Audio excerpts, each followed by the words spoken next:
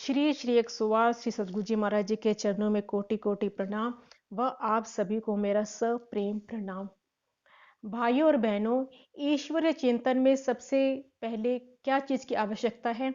तो कहा है श्रद्धा है, जो हमको सबसे पहले ईश्वरीय चिंतन में, ईश्वरीय साधना में, ईश्वरीय विषय में हमको जरूरत है। श्रद्धा किसे कहते हैं? गुरु वचनों या शास्त्रों के वचनों में दृढ़ विश्वास होना, इसे ही श्रद्धा कहते हैं। और जिसका मन शंका में, तर्क में, कुतर्क में घिरा रहता है, वो ईश्वरीय चिंतन में, ईश्वर विषय में आगे बढ़ नहीं सकता। उसका विनाश निश्चित है, उसका पतन हो जाता है। तो अब ये प्रश्न उठता है कि ये श्रद्धा कैसे जागृत हो? हमारे अंदर तो श्रद्धा नहीं है, तो इसकी जो जिस चीज की जरूरत है वह चीज कैसे आए? तो कहा है कि जब हमारी संसार से अरुचि होगी, तब ये श्रद्धा जागृत होगी। श्रद्धा कह लो, चाहे भगवान की भूख कह लो, भगवान की भूख। तो ये कैसे जागृत होगी? जब हमारी संसार से अरुचि हो। लेकिन हमारी संसार से अरुचि होती नहीं है, क्योंकि संसार की रुचि हमारी कोई आज की नहीं है। कई हमारे पिछले जन्म जो हो चुके हैं, कितने अनंत जन्म में हमारा ऐसा प्रबल विश्वास है, दृढ़ता से हमारी ये मान्यता है कि संसार में सुख है, इसीलिए हमारी संसार की तरफ रुचि बनी हुई है। चाहे हमको नहीं मिला है, लेकिन हमारा ऐसा दृढ़ विश्वास है कि संसार में सुख है, इसीलिए हम संसार की तरफ भागते हैं। ये हमारा मन मानने को तैयार ही नहीं है कि परमात्मा के प्रेम में भी सुख हो सकता है, परमात्मा के नाम में, उनके धाम में, उनके वचनों में, उनकी प्रेम में सुख हो सकता है। ये मन मानने को तैयार ही नहीं है। तो अब ये प्रश्न उठता है कि संसार से अरुचि कैसे हो? यानी अरुचि कह लो, चाहे संसार से वैराग्य। वैराग्य किसे कहते हैं? कि जब हमारा संसार में किसी भी व्यक्ति से या वस्तु से किसी भी तरह का अटैचमेंट ना हो। अटैचमेंट दो तरह का हो सकता है, कि एक तो राग और द्वेष, यानी कि एक अनुकूल भाव से अटैचमेंट होना और एक प्रतिकूल भाव से अटैचमेंट होना। अनुकूल भाव से भी अगर हमारा किसी व्यक्ति और वस्तु से अटैचमेंट होगा, तो हमारा मन बार बार उसी के लिए सोचेगा, चिंतन करेगा उसी के लिए कि ये चीज हमको कैसे मिल जाए, ये व्यक्ति हमको कैसे, हमको इसका साथ मिले, ये वस्तु हमको कैसे मिले। और प्रतिकूल भाव से भी अगर अटैचमेंट होगा, यानी कि दुश्मनी का भाव भी अगर होगा, तो भी बार बार उसी का चिंतन चलेगा। जैसे कि गोपियां जो अनुकूल भाव से कृष्ण से जुड़ी हुई थी, तो भी उसको दिन रात कृष्ण का ही चिंतन चलता था। और कंस जो प्रतिकूल भाव से, दुश्मनी के भाव से कृष्ण से जुड़ा हुआ था, तो भी रात दिन उसको कृष्ण का ही चिंतन चलता था। तो इसका मतलब कि दोनों भाव हमारे अंदर ना हो, ना राग हो, ना द्वेष हो, यानी कि मन हमारा पूरा खाली हो जाए, तब हम जाकर कभी हमारे अंदर ईश्वर की भूख जागृत होती है या श्रद्धा जागृत होती है। एक बार की बात है, एक महात्मा यूं ही बाजार में घूम रहे थे। बाजार में घूमते घूमते एक उनको किराने की दुकान दिखी, तो कौतूहलवश वहीं पर खड़े हो गए और उस दुकानदार से पूछने लगे, जहां पर बहुत किराने का सामान था, बहुत डब्बों में अलग अलग तरह का सामान था। तो उससे पूछ लिया कि भाई इस डिब्बे में क्या है? तो कहा इस डिब्बे में चावल है। इसमें क्या है? तो कहा इसमें दाल है। तो ऐसे ऐसे डिब्बे पूछता रहा, इसमें क्या है, इसमें क्या है, उसने जो जो जो सामान था वही बताता रहा, कौतूहल पूछ लिया। तो एक डिब्बा उस महात्मा को दिखा, खाली था। तो उस महात्मा ने पूछा कि इस डिब्बे में क्या है? तो उस दुकानदार ने कहा इसमें राम राम है, यानी कि खाली है। तो महात्मा को ज्ञान हो गया, उस दुकानदार की साधारण सी बात से, साधारण से घटना से ज्ञान हो गया कि जो खाली है उसमें राम राम है। यानी कि जब हमारा मन खाली हो जाएगा, राग से भी और द्वेष से भी, जब हमारा मन खाली हो जाएगा, तब उसमें श्रद्धा की जागृति होती है, यानी वैराग्य की स्थिति आती है। हमारा मन जब खाली हो जाएगा, तब उसमें भगवान की भूख जागृत होगी।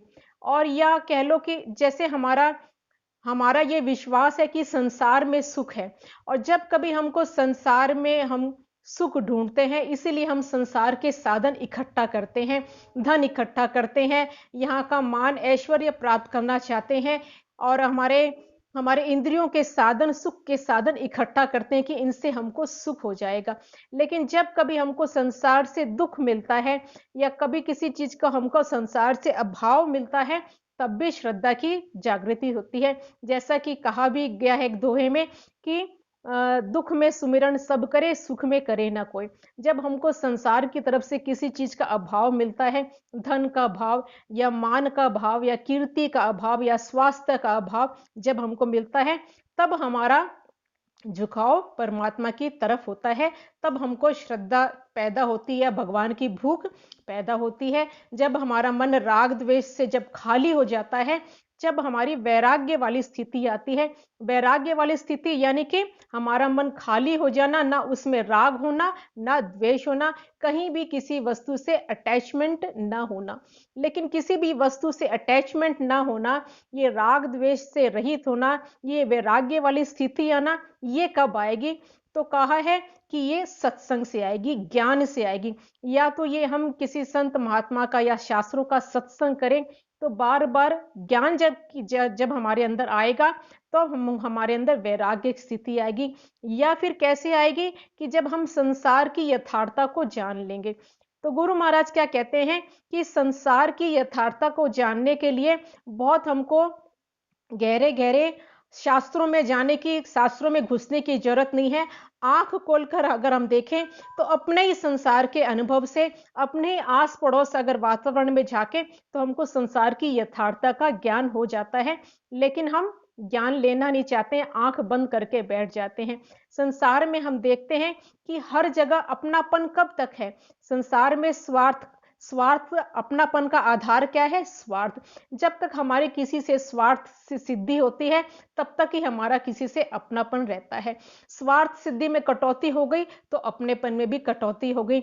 स्वार्थ सिद्धि जीरो हो गया, तो अपनापन भी जीरो हो गया। यानी कि अपनेपन का आधार क्या है? स्वार्थ। और अगर स्वार्थ में हमारा नुकसान होने लग जाए, तो अपनेपन की जगह दुश्मनी का भाव भी हो जाता है। हम उसको नुकसान पहुंचाना चाहते हैं। यहाँ तक कि कभी कभी पिता पुत्र जो इतना अपनेपन का रिश्ता है, लेकिन जब स्वार्थ में नुकसान होने लग जाता है, तब दुश्मनी का भाव भी इतना हो जाता है कि एक दूसरे को नुकसान पहुंचाना चाहते हैं, यहां तक कि उसका मर्डर भी हो जाता है।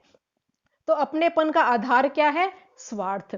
तो जब हम इस संसार की यथार्थता को जान लेंगे, तो संसार से ऑटोमेटिक ही वैराग्य वाली स्थिति आ जाएगी। किसी चीज से अटैचमेंट अपने आप ही हट जाएगा।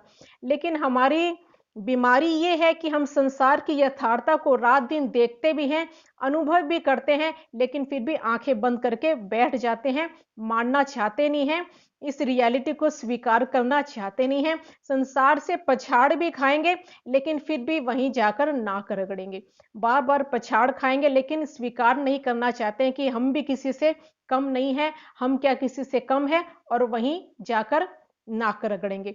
लेकिन समझदार वही है कि जो संसार की यथार्थता को जानकर एक बार अगर पछाड़ खा ले, तो होश में आ जाए, तो उसमें विरक्ति जाग जाए। तो क्या लिंक बना कि हमको संसार की यथार्थता का बार बार चिंतन, जब हम बार बार विचार करेंगे, चिंतन करेंगे कि कब तक संसार में अपनापन, कब तक है? गुरु महाराज क्या कहते हैं कि जान लीजिए इसी बात से कि जेतु देव गति से जेतु हो जाए 6 महीने बीमार, तो सगे संबंधी सभी छूटे जिनका था जिगरी यार। कि जब हम यथार्थता देखते भी हैं, जान जाएंगे कि जब बीमार कोई हो जाता है, तो कोई कितना भी अपनापन हो, कितना भी अपना प्यारा हो, प्राणों से भी प्यारा जिसको हम कहते थे कल तक, वो भी क्या चाहेगा? ऊपर से तो दिखाएगा प्रेम, दिखाएगा चिंता, दिखाएगा, लेकिन अंदर से क्या प्रार्थना उसके अंदर चलती है कि हे भगवान, या तो इसको उठा ले या मुझे उठा ले। तो संसार में प्रेम बस इतना है, यही है संसार की यथार्थता। तो इस यथार्थता का हम बार बार अगर हम चिंतन करें, विचार करें, इस मंथन करें, तो हमारे अंदर ऑटोमेटिकली वैराग्य वाली स्थिति आ जाती है। मन राग द्वेष से रहित हो जाता है, और उसके बाद लिंक बनता चला जाता है कि बार बार यथार्थता का चिंतन, फिर वैराग्य वाली स्थिति, राग द्वेष से रहित स्थिति, उसके बाद श्रद्धा का उदय या भगवान की भूख का उदय, उसके बाद साधना, उसके बाद सत्संग, उसके बाद साधना। तो जब ये लिंक बन जाएगा, साधना की अवस्था में हम साधन में रत हो जाएंगे, कुछ साधन भजन करने लग जाएंगे, तो अपने आप ही हम आगे बढ़ते चले जाएंगे। परमात्मा से प्रेम का भी उदय होगा, विश्वास में भी बढ़ोतरी होगी, शरणागति भी होगी, विषयों का चिंतन भी छूटेगा, सब कुछ ये लिंक बनता चला जाएगा।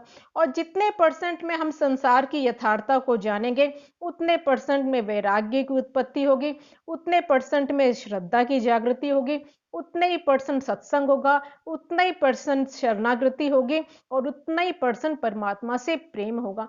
तो जैसे जैसे इसकी परसेंटेज बढ़ेगी, वैसे वैसे हमारे वैराग्य की स्थिति बढ़ेगी, परसेंटेज बढ़ेगी, वैसे वैसे ये सारी चीज उतने ही परसेंट में बढ़ती चली जाएगी, और विश्वास हमारा बनेगा, उतना ही परसेंट में हम आगे बढ़ जाएंगे।